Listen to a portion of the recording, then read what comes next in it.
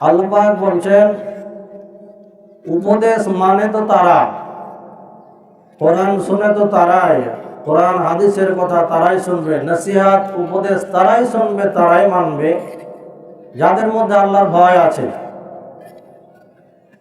ওয়ায়াতাজান্নাবুহাল আশকা, আর যাদের মধ্যে আল্লাহর ভয় নাই, যারা হতভাগা, যারা কপাল পোড়া, তারা কিন্তু কোরআন হাদিসের উপদেশ ভালো লাগবে না, ওরা পাশ কাটিয়ে চলে যাবে, কথা ভালো লাগবে না।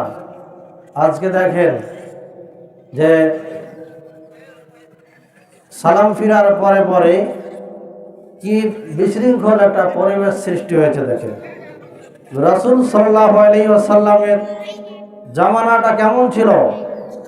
সহিহ বুখারীর হাদিস, আবু সাঈদ খুদরি রাদিয়াল্লাহু তাআলা আনহু হতে বর্ণিত, তিনি বলেন, কানান নবী সাল্লাল্লাহু আলাইহি ওয়াসাল্লাম ইয়াখরুজু ইয়াওমাল ফিত্রি ওয়াল আযহা ইলাল মুসাল্লা ফাআওয়ালু শাইইন ইয়াবদাউ বিহিস সালাত সুম্মা ইয়ানসারিফু ফায়াকুমু মুকাবিলান নাস ওয়ান নাসু জুলুসুন আলা সুহুবিহিম ইলা আখিরিল হাদিস। সম্মানিত উপস্থিতি, আবু সাঈদ খুদরি রাদিয়াল্লাহু তাআলা আনহু বলেন, রাসূল সাল্লাল্লাহু আলাইহি সাল্লাম ঈদুল ফিতর, ঈদুল আজহার দিন মুসাল্লায় গিয়ে সর্বপ্রথম সালাত আদায় করতেন। আমরা যেমন আজকে সর্বপ্রথম সালাত আদায় করলাম, প্রথমে সালাত আদায় করার পরে তিনি দাঁড়িয়ে যেতেন। আমি যেমন দাঁড়িয়েছি আপনাদেরকে সামনে রেখে, মুসল্লিদেরকে সামনে রেখে তিনি দাঁড়িয়ে যেতেন। দাঁড়িয়ে গিয়ে কি করতেন? ফায়াইজুহুম ওয়া ইউসিহিম ওয়া ইয়ামুরুহুম, তিনি ওয়াজ শোনাতেন, উপদেশ দিতেন, জান্নাতের সুসংবাদ, জাহান্নাম সম্পর্কে ভীতি প্রদর্শন করতেন, বিভিন্ন বিষয় হালাল হারাম জায়েজ না জায়েজ বিভিন্ন বিষয়ে তিনি মানুষদেরকে ওয়াজ শোনাতেন, নসিহত করতেন। আর মুক্তাদিদের অবস্থাটা কেমন ছিল? সেই বুখারীর হাদিস, ওয়ান নাসু জুলুসুন আলা সুহুবিহিম, আর মুক্তাদিরা নিজ নিজ জায়গাতে বসে বসে নবী করিম সাল্লাল্লাহু আলাইহি সাল্লামের খুতবা শুনতেন। এটা ছিল সাহাবীদের, রাসূলের জামানার মুক্তাদিদের, মুসল্লিদের এটা বৈশিষ্ট্য ছিল, যেখানে বসে বসে সালাত আদায় করেছে, সালাম ফিরেছে, সেই জায়গাতে জায়গা পরিবর্তন করেনি, উঠে যায়নি। হযরত ওমর ফারুক রাদিয়াল্লাহু তাআলা আনহু কি করতেন জানেন? সালাম ফিরার পরেই যদি কেউ উঠে যেত, ঘাড়টা ধাক্কা দিয়ে বসে দিত। সুবহানাল্লাহ বলবেন। সালাম ফিরার পরে কেউ যদি উঠে যেত, ঘাড় ধাক্কা দিয়ে বসে যেত। এরকম ইসলামী যুব সংগঠন যদি প্রত্যেক মহল্লায় মহল্লায় থাকতো, তাহলে এরকম দুষ্ট প্রকৃতির যারা নামধারী মুসলিম আছে, এদের দু চারটার ঘাড় ধাক্কা দিয়ে বসিয়ে দিলে পরিবেশ নষ্ট করতে হয় না। সম্মানিত উপস্থিতি, বুখারী মুসলিমের হাদিস, সহিহ মুসলিমে আবু হুরায়রা রাদিয়াল্লাহু তাআলা আনহু থেকে বর্ণিত একটি হাদিস, সালাম ফিরার পরে আপনি বসে থাকলে আপনার লাভ কি? আল্লাহ রাসূল বলছেন, আল মালাইকাতু তুসাল্লি আলা আহাদিকুম মা দামা ফি মুসাল্লাহু আল্লাযী সাল্লা ফিহি মা লাম ইউহদিস আল্লাহুম্মা ইগফির লাহু ওয়ারহামহু, রাওয়াহু মুসলিম। আল্লাহ নবী বলছেন, মুসাল্লায় সালাম ফিরার পরে ওযু যতক্ষণ ভঙ্গ না হবে, কোনো কথা না বলবি, সেখানে বসে থাকবি, তার সওয়াব হচ্ছে আল্লাহর অসংখ্য ফেরেশতারা দোয়া করে তার জন্য, তাদের জন্য। কিভাবে দোয়া করে? বলে, আল্লাহুম্মা ইগফির লাহু ওয়ারহামহু, হে আল্লাহ তোমার এই পাপিষ্ঠ বান্দাগুলোকে ক্ষমা করে দাও। সুবহানাল্লাহ। হে আল্লাহ তুমি তোমার এই বান্দাদের উপরে তোমার রহমত নাযিল করো। আল্লাহ রাসূলের হাদিস। আর আমি যে আয়াত পড়েছি, ইন্নাল হাসানাতি ইউযহিবনাস সাইয়্যাত, এটি হচ্ছে সূরা হুদ, হুদের 114 নম্বর আয়াত। আপনি দেখবেন মাঝামাঝিতে আছে, ইন্নাল হাসানাতি ইউযহিবনাস সাইয়্যাত, নিশ্চয় পুণ্য ভালো কাজ পাপকে মিটিয়ে দেয়। আমরা এসেছি আজকে নেকির আশায়, সওয়াবের আশায় ঈদের দিন, ঈদের মাঠে আল্লাহর বিশেষ রহমত নাজিল হয়। আল্লাহর যেদিন রহমত উঠে যাবে সেদিন আমাদের উপরে অশান্তি অশান্তি নেমে আসবে। তিরমিজি সহিহ সনদে একটি হাদিস শোনায়, আয়াতের আলোকে রাসূল সাল্লাল্লাহু আলাইহি সাল্লাম বলেন, যে ব্যক্তি আমার উপরে একবার দুরূদ পাঠ করবে, একবার মুহাম্মদ সাল্লাল্লাহু আলাইহি সাল্লাম নাম শুনে একবার দুরূদ পাঠ করবে, আল্লাহ সুবহানাহু ওয়া তাআলা তার উপরে 10টি রহমত নাজিল করবেন। সুবহানাল্লাহ।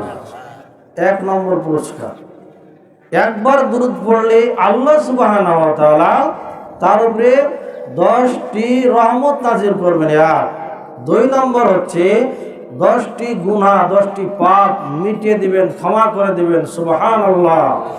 3 নম্বর হচ্ছে তার 10টি মর্যাদা বাড়িয়ে দিবেন। ইন্নাল হাসানাতি ইযহিবুনাস সাইয়্যাত, নিশ্চয়ই সমস্ত পুণ্য কাজ, নেকির কাজগুলো, যত পাপ আছে এই পাপগুলোকে মিটিয়ে দেয়। যেহেতু আবহাওয়া খারাপ, আমি কয়েকটা হাদিস আপনাদের শোনাই। আমরা এসেছি আজকে ঈদের মাঠে গুনাহ মাফ করার জন্য, তাই না? আমরা অনুতপ্ত, আমরা গুনাহ মাফের জন্য এসেছি। সহিহ বুখারী, তিরমিজি, আবু দাউদ সহিহ সনদে আমি হাদিসগুলো দেখেছি। আয়েশা রাদিয়াল্লাহু তাআলা আনহা, ইবনে উমর রাদিয়াল্লাহু তাআলা আনহু থেকে বর্ণিত আছে, আল্লাহর নবী মুহাম্মদ সাল্লাল্লাহু আলাইহি সাল্লামের কাছে একজন ব্যক্তি আসলো। এক ব্যক্তি এসে বলছে, ইয়া রাসূলুল্লাহ, ইন্নী আসাবতু জামবান আযীমা, হে আল্লাহর রাসূল, আমি অনেক বড় পাপ করেছি। আমাদের মনে হয় জীবনে কোনো পাপ নাই। হে আল্লাহর রাসূল, আমি অনেক বড় পাপ করেছি। ফাহাল্লি মিন তাওবাতিন, আমার কি তাওবার সুযোগ আছে? আমার কি ক্ষমা আছে? আমার কি পাপগুলো ক্ষমা হবে? জানতে চেয়েছেন যুবক। এখন আল্লাহর রাসূল উত্তরটা দিচ্ছেন কিভাবে দেখেন। আল্লাহর রাসূল বলছেন না যে হ্যাঁ তোমার পাপ ক্ষমা হবে বা হবে না, এ কথা না বলে আল্লাহর রাসূল তাকে একটা প্রশ্ন করলেন, জানতে চাইলেন, ফাহাল্লাকা মিন উম্মিন, তোমার কি মা বেঁচে আছে? উত্তরটা কি সঠিক হলো দেখেন। আপনি যদি আমাকে প্রশ্ন করেন, উত্তর দিয়ে আরেকটা প্রশ্ন করি পাল্টা আপনাকে, আপনি বেজার হবেন না? আল্লাহর রাসূল বলছেন, যুবক বলছে যে হে আল্লাহর রাসূল, হাল্লি মিন তাওবা, আমি তো বড় পাপ করেছি, আমার কি তাওবার সুযোগ আছে? এখন আল্লাহর রাসূল বলছেন, তোমার কি মা বেঁচে আছে? ইন্নাল হাসানাতি ইযহিবুনাস সাইয়্যাত, পুণ্য নেকির কাজ পাপগুলোকে মিটিয়ে দেয়। তখন লোকটি বলল, যুবক বলল, লা, আমার মা তো বেঁচে নেই। আল্লাহর রাসূল আবার বললেন, ফাহাল্লাকা মিন খালাতিন, তোমার কি খালা বেঁচে আছে? এখন যুবক বলছে, নাম, জি হ্যাঁ, আমার খালা বেঁচে আছে। আল্লাহর রাসূল সাল্লাল্লাহু আলাইহি সাল্লাম বললেন, ফাবাররিহা ফাবাররিহা ফাবাররিহা, মানে তোমার খালার সাথে সদাচরণ করো। অন্য হাদিসে আছে, আল খালাতু বিমানজিলাতিল উম্মি, খালা হচ্ছে মায়ের মর্যাদা, মায়ের জাত, মায়ের তুল্য। কি বুঝলেন? অত্র হাদিস থেকে বোঝা গেল যে যদি আপনি পাপিষ্ঠ হন, যদি কোনো বড় ধরনের গুনাহ করে থাকেন, পাপ করে থাকেন, এমনি এমনি আল্লাহর কাছে ক্ষমা চাইবেন, এত সহজে আল্লাহ ক্ষমা করবেন না। আপনার যদি পাপ থাকে তাহলে ভালো কাজ করেন, ভালো কাজ করেন, মায়ের খেদমত করেন, খালার খেদমত করেন, প্রতিবেশীর সাথে ভালো আচরণ করেন, ভাইয়ের সাথে ভালো ব্যবহার করেন, তাহলে পরে আল্লাহর কাছে আপনি এইভাবে, এই পদ্ধতিতে আল্লাহকে বলেন, আল্লাহ আমি গুনাহগার, তুমি আমাকে ক্ষমা করে দাও, ইনশাআল্লাহ আল্লাহ তাআলা ক্ষমা করে দিবেন। সম্মানিত উপস্থিতি, মুআবিয়া রাদিয়াল্লাহু তাআলা আনহু বর্ণিত, তিনি বলেন তার পিতার কথা। মুআবিয়া রাদিয়াল্লাহু তাআলা আনহুর পিতার নাম ছিল জাহিমা। জাহিমা আল্লাহর নবীর কাছে আসলো, আল্লাহর নবীর কাছে এসে বলছে, হে আল্লাহর নবী, আমি আপনার কাছে একটি বিষয়ে পরামর্শ করতে চাই। বিষয়টি হলো আরাতুয়ান আকজুয়া, আমি যুদ্ধে অংশগ্রহণ করতে চাই, এ বিষয়ে আপনার সাথে আমি পরামর্শ করতে এসেছি। রাসূল সাল্লাল্লাহু আলাইহি সাল্লাম তাকেও বললেন, ফাহাল্লাকা মিন উম্মিন, তোমার কি মা বেঁচে আছে? তখন জাহিমা বললেন, নাম, জি হ্যাঁ, আমার মা বেঁচে আছে। তখন রাসূল সাল্লাল্লাহু আলাইহি ওয়াসাল্লাম বললেন, ফালজিমহা ফালজিমহা ফালজিমহা, তুমি তোমার মাকে মজবুতভাবে, শক্তভাবে ধরে থাকো। তার মানে মায়ের খেদমত করো, ভালোভাবে মায়ের সেবা করো। মা যদি বস্ত্রহীন হয়, মাকে তুমি পোশাক দাও, বস্ত্র দাও। মা খেতে পায় না, মাকে খাবার দাও। মা অসুস্থ, মায়ের চিকিৎসা করো। মায়ের কি সমস্যা, সেই সমাধান তুমি মায়ের করো। তাহলে শুনে রাখো জাহিমা, ইন্নাল জান্নাতা তাহতা রিজলিহা, মায়ের পায়ের নিচে সন্তানের জান্নাত, মায়ের পায়ের নিচে সন্তানের জান্নাত, মায়ের পায়ের নিচে সন্তানের জান্নাত। হাদিস সহিহ। কি বুঝলেন আপনি? যুবক ভাইরা, ঈদের বাজার, ঈদের দিন নতুন পোশাক, নতুন জামা কিনতেই হবে, এ কথা সঠিক নয়। 12 মাস প্রয়োজনে কিনবে, এ কথাই সঠিক। কিন্তু ঈদের আনন্দ তুমি করো তোমার ছেলের জন্য, তোমার মেয়ের জন্য, তোমার বউয়ের জন্য, তোমার শাশুড়ি শ্বশুরের জন্য, রকমারে তুমি বাজার করো। কিন্তু তোমার বাপ, তোমার মাটা কি এতই খারাপ হয়ে গেছে তোমার কাছে? তুমি একটু খোঁজ নাও না, মা তোমার কি লাগবে, আব্বা তোমার কি লাগবে, কোনদিন তো তুমি খোঁজ নাও না।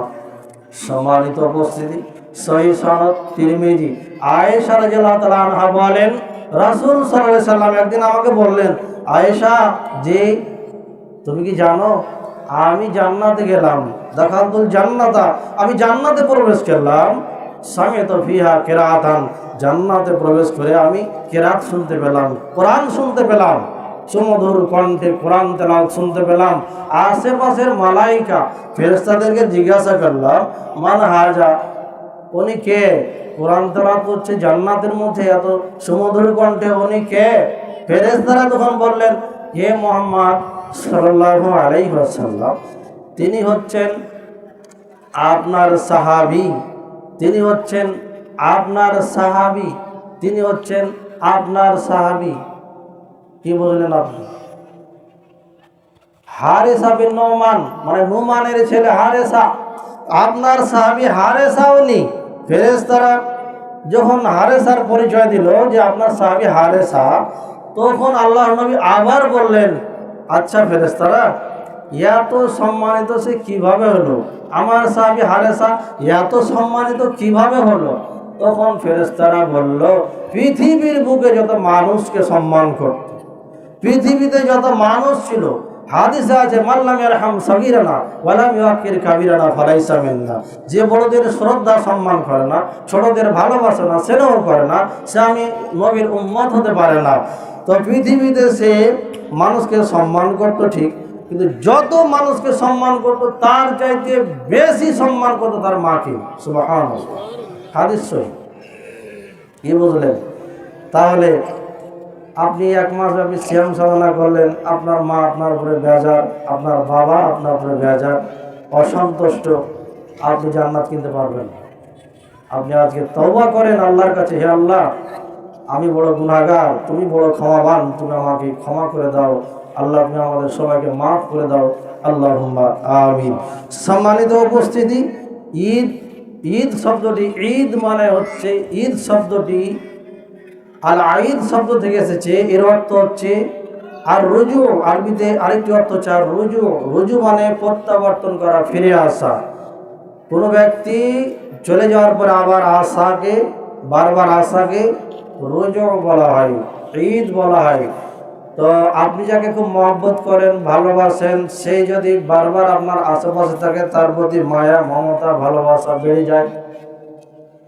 তো ঈদ বারবার আসে, আমাদের মনে আনন্দ দেয়। এটি মুসলমানদের ইসলামিক একটা সম্মেলন। তো ঈদের আনন্দটা কেমন হবে? ঈদের আনন্দ কি নতুন পোশাক পরিধান করা? ঈদের আনন্দ কি গান বাজনা করা? ঈদের আনন্দ কি আরও বিভিন্ন রকমের অশালীল বেহাপনা কাজে অংশগ্রহণ করা? এগুলো তো ঈদের আনন্দ না। ঈদের দিন হযরত উমর ফারুক রাদিয়াল্লাহু তাআলা আনহু ঘরের দরজা বন্ধ করে হাওয়া করে কান্নায় ভেঙে পড়েছে না। হযরত উমর ফারুক রাদিয়াল্লাহু তাআলা আনহু ঈদের দিন ঘরের দরজা বন্ধ করে হাওয়া করে কান্না করছেন। উমর রাদিয়াল্লাহু আনহুকে জিজ্ঞাসা করা হলো, হে উমর, ঈদের দিন আপনি কাঁদছেন কেন? উমর রাদিয়াল্লাহু তাআলা আনহু বললেন, আমি কাঁদছি এজন্য, আমি 1 মাস ব্যাপী সিয়াম সাধনা করলাম, কিন্তু আমি এই জন্য কাঁদছি যে আমার গুনাহগুলো মাফ হয়েছে কিনা, এই জন্য আমি কাঁদতেছি। আপনার তো আনন্দ শেষ নাই। সহিহ আবু দাউদ, আনাস রাদিয়াল্লাহু তাআলা আনহু বলেন, রাসূল সাল্লাল্লাহু আলাইহি সাল্লাম মদিনায় আগমন করলেন। এসে দেখলেন 2টি দিনে তারা খুব ঢাক ঢোল বাজিয়ে আনন্দ উল্লাস করছে, গান বাজনা করছে। রাসূল বলেন, মা হাজানিল ইয়ামান, এই দিনগুলোতে কি হচ্ছে, এগুলো কি? তখন সাহাবায়ে বললেন, কুন্না নালআবু ফিল জাহিলিয়া, আমরা জাহিলিয়াতের যুগে এভাবে করে আসছি। জাহিলিয়াতের যুগ, সেই জাহিলিয়াতের যুগ আমাদের যুগে এসে পড়েছে। নবীর ইসলাম আসার আগে যে জাহিলিয়া ছিল, সেই জাহিলিয়া এসে পড়েছে। গান আর বাজনা, গান আর বাজনা আমাদের মাঝে। রাসূল সাল্লাল্লাহু আলাইহি সাল্লাম বললেন, এগুলো চলবে না। আল্লাহ সুবহানাহু ওয়া তাআলা এই দিনের চাইতে জাহিলিয়াত থেকে যেটা তোমরা পালন করে আসছো, এর চাইতে 2টি দিন বছরে মুসলমানদের জন্য আল্লাহ তাআলা নিয়ামত হিসাবে দিয়েছেন। একটি ঈদুল ফিতর এবং একটি হচ্ছে ঈদুল আজহা। এই দিন দুটি হচ্ছে সর্বোত্তম। এই দিনে আল্লাহর বিশেষ বিশেষ অফুরন্ত রহমত নাজিল হয়। সুবহানাল্লাহ। ঈদের দিন বাবা যাবে মেয়ের বাড়ি, ভাই যাবে বোনের বাড়ি, আত্মীয় স্বজন একে অপরের বাড়ি যাবে, এটাই স্বাভাবিক কথা, এটাই আনন্দ। তাকবীর পাঠ করবে, দোয়া কালাম জিকির আজকার করবে, এটাই সঠিক কথা। সহিহ বুখারীর হাদিস, হযরত আয়েশা রাদিয়াল্লাহু তাআলা আনহা নিজেই বলছেন যে আমার পিতা আবু বকর রাদিয়াল্লাহু আনহু একদিন ঈদের দিন আমার বাড়ি আসলেন। আয়েশার বাবা আবু বকর রাদিয়াল্লাহু তাআলা আনহু আল্লাহর নবী মুহাম্মদ সাল্লাল্লাহু আলাইহি সাল্লামের শ্বশুর, মুহাম্মদ সাল্লাল্লাহু আলাইহি সাল্লামের শ্বশুর আবু বকর। আয়েশার বাড়ি গেছেন আবু বকর রাদিয়াল্লাহু তাআলা আনহু, আর আল্লাহর নবী মুহাম্মদ সাল্লাল্লাহু আলাইহি সাল্লাম চাদর দিয়ে মুখটা ঢেকে আছেন। হাদিস বুখারী। তো 2 জন মেয়ে, ছোট ছোট মেয়ে, বালিকা, জারিয়াত বলা হয়েছে হাদিসে।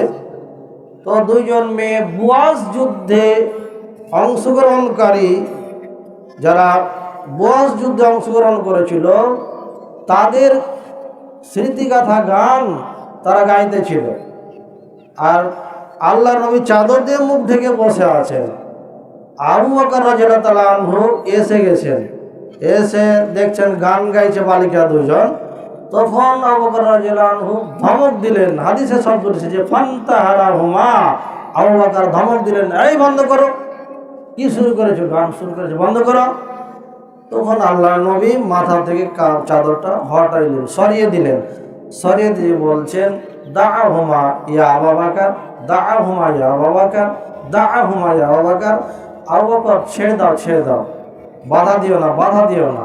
এটা হচ্ছে ঈদের দিন। ইন্না লিকুল্লি কওমিন ঈদান ওয়া ইন্না হাজা ঈদুনা, এটা হচ্ছে আমাদের ঈদ, একটু আনন্দ করতে দাও। এখন এই হাদিস বুখারীর হাদিসের অপব্যাখ্যা করলো বাউল শিল্পীরা। বাউল শিল্পীরা অপব্যাখ্যা করে ঢোল তাবলা, তারপর অশ্লীল ভাষায় গান বাজনা ইত্যাদি করে সারা বিশ্বকে মাতোয়ারা করে দিয়ে ঈদের দিনও তারা তাবলা বাজায়, গান বাজায়, ঢোল বাজায়। বাউল শিল্পীরা এই হাদিসের অপব্যাখ্যা করলো। আর এই অপব্যাখ্যাটাকে মুসলমান জাতিরা গ্রহণ করলো। এরাও ঈদের দিন পার্কে যায়, গানের আয়োজন করে, কত কিনা করে। নাউজুবিল্লাহি মিন যালিক। সম্মানিত উপস্থিতি, অনেক কথা ছিল, আজকে বলার সম্ভাবনা আবহাওয়া খারাপ, আমি শেষ পর্যায়ে শেষ করে দেব। তো একটি কথা বলবো, আমরা এসেছি আজকে দোয়ার জন্য, আল্লাহর কাছে পুরস্কার নেওয়ার জন্য। আল্লাহ যেন আমাদের সিয়ামকে কবুল করেন, আল্লাহুম্মা আমিন। রব্বুল আলামিন আমাদের মাঝে যারা অসুস্থ আছেন সবাইকে সুস্থ করে দাও, আল্লাহুম্মা আমিন। সম্মানিত উপস্থিতি, আপনারা একটি ইসলামের প্রদীপ এখানে দাঁড় করে রেখেছেন আল জামিয়া, দেখেন তো, একটু তাকান তো। এই যে তৃতীয় তলা ভবনের কাজ আরম্ভ হয়েছে, পিলারগুলো প্রায় আপনারা দেখেন কাজ চলছে এখন। তো এটা আপনাদেরই প্রতিষ্ঠান, আপনাদেরই। আমরা সবাই চলে যাব, কিয়ামত পর্যন্ত সাদকা জারি হয়ে থাকবে।